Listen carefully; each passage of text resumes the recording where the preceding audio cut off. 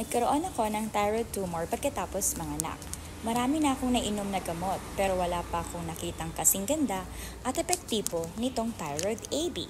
Para sa akin, ang produkto ay parang candy. Napakabango, hindi mapait at 3 buwan ko itong ininom na walang side effect. Tungkol naman sa mga gamot na nainom ko, sa sandaling itinigil ko ang mga ito, ang aking lalamunan ay nanikip at nakaramdam ako ng pagkasunog dito. Pero nung uminom na ako ng ibang gamot, nasunog ang tiyan ko at sobrang sakit dahil may problema din ako sa tiyan. Kapag kailangan kong uminom ng mga gamot sa kanluran, madalas itong masakit at hindi banayad sa aking tiyan tulad ng thyroid AB. Ang thyroid AB ay parang elixir. Buti na lang, hindi ko pa naubos ang isang bote. Naramdaman ko na ang discomfort sa leeg ko. Nang matapos ang pangalawang bote, nanlambot ang aking leeg at hindi na ako nagdurusa sa paos na boses. Matapos itong inumin sa loob ng 1 buwan, kapansin-pansing lumiit ang bukol sa aking leeg.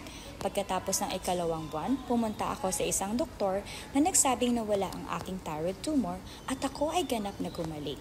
Sa sandaling iyon, nakaramdam ako ng labis na kagalakan. Simula noon, patuloy kong ginagamit ang thyroid AB. Araw-araw, upang maiwasan ang pagbalik at ngayon ay maaari na akong kumanta ng karaoke nang walang pag-aalala sa buong araw nang walang takot sa pamamalat o mawalan ng boses. Dati, medyo nahihirapan akong magsalita, kumanta ng karaoke. Pero nung ginamit ko ang thyroid AB, napakaganda nito guys.